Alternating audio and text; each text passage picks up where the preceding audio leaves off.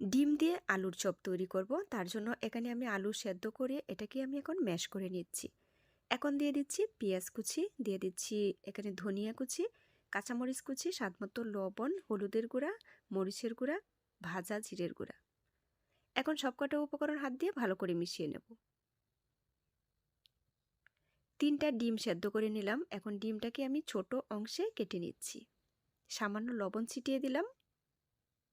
এখানে একটা ডিম ভেঙে আমি এটাকে ফেটিয়ে নিচ্ছি। আর এখানে কিছুটা পরিমাণ আলু নিয়ে পাতলা শেপ করে তারপর মাঝখানে আমি ডিমটা দিয়ে মুখটা এভাবে বন্ধ করে দিচ্ছি।